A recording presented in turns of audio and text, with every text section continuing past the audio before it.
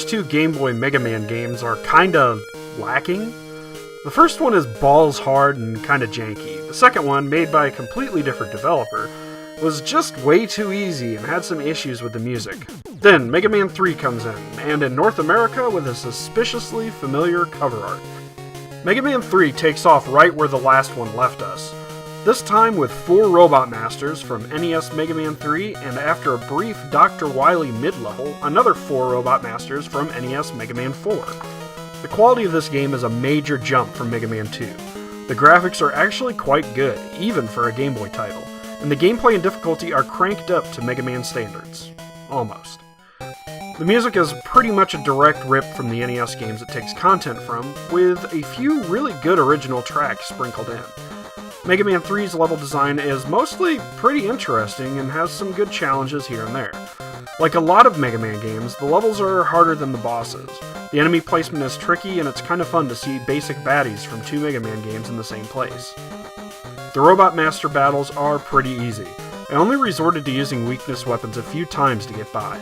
Usually, I'll wait until the second round against a boss to use the weakness weapon if I'm not super familiar with the fight. Kind of a test round, if you will. And probably due to Game Boy limitations, the Robot Masters are missing a few of their attacks.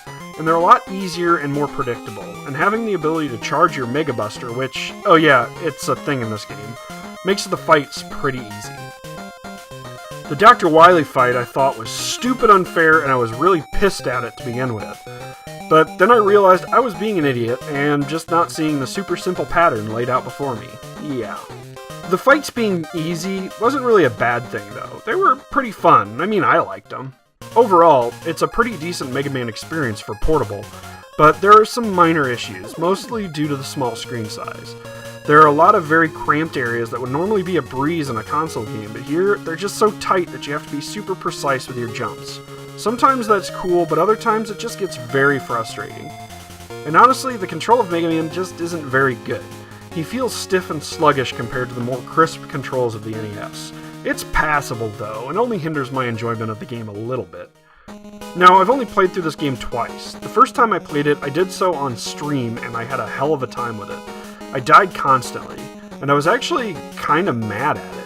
I was dreading eventually having to pop this in and record it, but I'm kinda glad I did. It was a lot easier this time around. I'm not sure if it's because I was a little more familiar with the game, or if there were less people watching me, so that just was less pressure overall. I don't know, but it was definitely easier the second time through, even if I didn't remember most of it very well from the first time. Also, this game is probably best played on not original Game Boy. Mostly because a lot of old Game Boy games, the blur that happens when moving makes stuff hard to make out. Does that make sense? It's blurry. The game's blurry. However, put it on a Game Boy Color or GBA SP and it's fine, or even a Super Game Boy, whatever. If you play a lot of Game Boy games, you know how it is. I don't know that I would suggest Mega Man 3 for Game Boy to a casual Mega Man fan, but if you're curious, I'd say at least try it out.